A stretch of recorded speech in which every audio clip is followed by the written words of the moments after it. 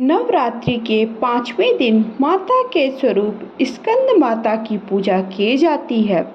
पहाड़ों पर रहकर सांसारिक जीवों में नव चेतना का निर्माण करने वाली स्कंद माता नवरात्रि में 5वें दिन इस देवी की पूजा अर्चना की जाती है। कहते हैं इनकी कृपा से मूड भी ज्ञानी हो जाता है। स्कंद कुमार कार्तिकेय की माता के कारण इन्हें स्कंद माता नाम से अभिहित किया गया है। इनके विग्रह में भगवान स्कंद बाल रूप में इनकी गोद में विराजित हैं। इस देवी की 4 भुजाएं हैं। ये दाईं तरफ की ऊपर वाली भुजा से स्कंद को गोद में पकड़े हुए हैं। नीचे वाली भुजा में कमल का पुष्प है। बाईं तरफ ऊपर वाली भुजा में वर मुद्रा में है और नीचे वाली भुजा में कमल पुष्प है। इनका वर्ण एकदम शुभ्र है। ये कमल के आसन पर विराजमान रहती हैं, इसलिए इन्हें पद्मासना भी कहा जाता है। सिंह इनका वासन है। शास्त्रों में इनका काफी महत्व बताया गया है। इनकी उपासना से भक्त की सारी इच्छाएं पूर्ण हो जाती हैं। भक्त को मोक्ष प्राप्त होता है। सूर्य मंडल की अधिष्ठात्री देवी होने के कारण इनका उपासक अलौकिक तेज और कांतिमय हो जाता है। अतः मन को एकाग्र रहकर और पवित्र रखकर इस देवी की आराधना करने वाले साधक या भक्त को भव सागर पार करने में कठिनाई नहीं आती है। इनकी पूजा से मोक्ष का मार्ग सुलभ हो जाता है।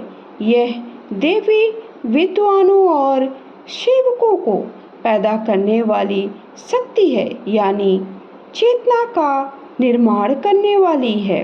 कहते हैं कालिदास द्वारा रचित रघुवंशम महाकाव्य और मेघदूत रचनाएं स्कंद माता की कृपा से ही संभव हो पाई हैं।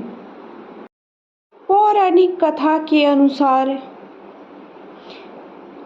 तारकासुर कठोर तपस्या कर रहा था। तारकासुर की तपस्या से भगवान ब्रह्मा प्रसन्न हो गए। वरदान में अमर होने की इच्छा रखी। यह सुनकर भगवान ब्रह्मा ने उसे बताया कि इस धरती पर जिसने जन्म लिया है उसकी मृत्यु निश्चित है। कोई अमर नहीं हो सकता है। तारकासुर निराश हो गया, जिसके बाद उसने यह वरदान मांगा कि भगवान शिव का पुत्र ही मेरा वध कर सके।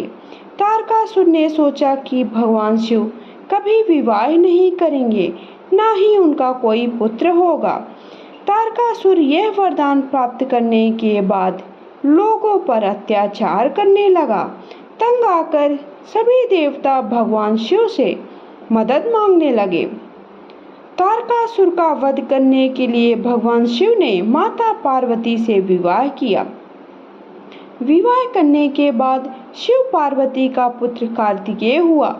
जब कार्तिकेय बड़ा हुआ तब उसने तारकासुर का वध कर दिया। स्कंद माता को कार्तिकेय की मां कहा गया है।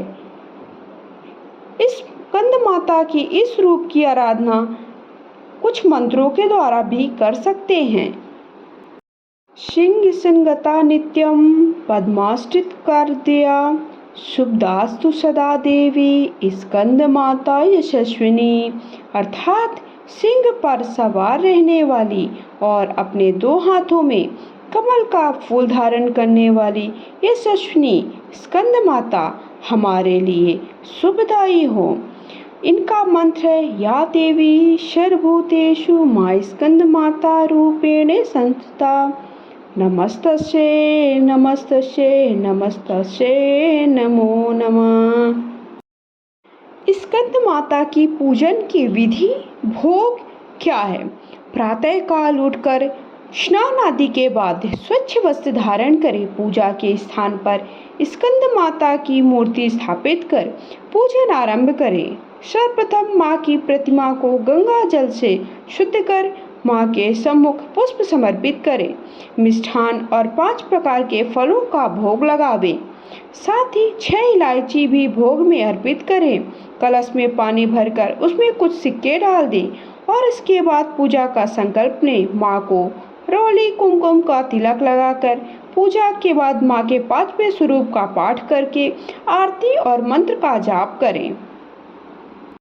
माता स्कंद माता को अर्थात नवरात्रि के 5वें दिन माता के 5वें स्वरूप स्कंद माता को केले का भोग लगाएं। इसे प्रसाद के रूप में दान करें। माँ को पूजा के दौरान 6 इलायची भी चढ़ाई जाती है, जो कि बेहद शुभ और फलकारी मानी जाती है। इनका बीज मंत्र हीम क्लीम शुमिन्नेह नमः है और प्रिय रंग नीला है। 5वें स्वरूप स्कंद माता की पूजा करने से बुद्धिमत्ता की बढ़ोतरी होती है, अर्थात आप बुद्धि प्राप्त करना चाहते हैं तो नवरात्रि में माता के 5वें स्वरूप स्कंद माता का पूजन करें। इस दिन कुछ खास उपाय करने से भी आपके जीवन में जो परेशानियां हैं वो दूर हो सकती हैं।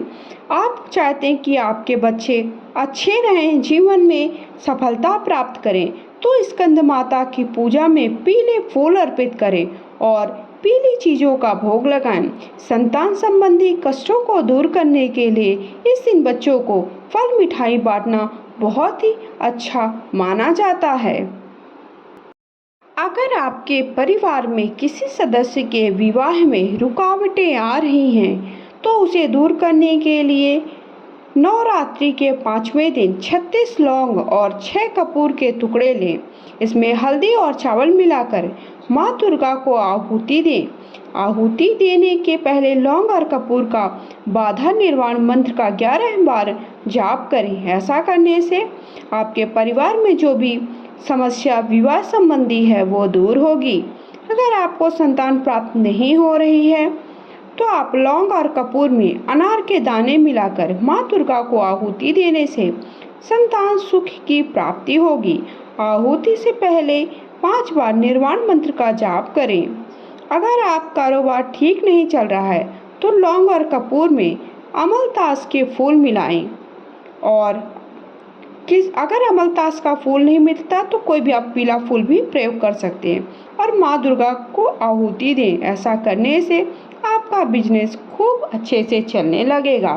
तो इस तरह से नवरात्रि के 5वें दिन अर्थात जिस दिन आपको माता स्कंद माता का पूजन करना है, उनके 5वें स्वरूप का स्मरण करना है, उनका पूजन करना है, उस दिन कुछ खास उपाय भी आप कर सकते हैं जिससे आपके जीवन की जो भी समस्याएं हैं, जो भी परेशानियां हैं, जो भी अड़चने हैं वो दूर हो सकती हैं। अगर आप सबको वीडियो पसंद आया है तो वीडियो लाइक करके चैनल को सब्सक्राइब करें। कमेंट बॉक्स में जाकर के जय माता रानी लिखें। सब पे भी मुझे फॉलो कर सकते हैं। जय माता।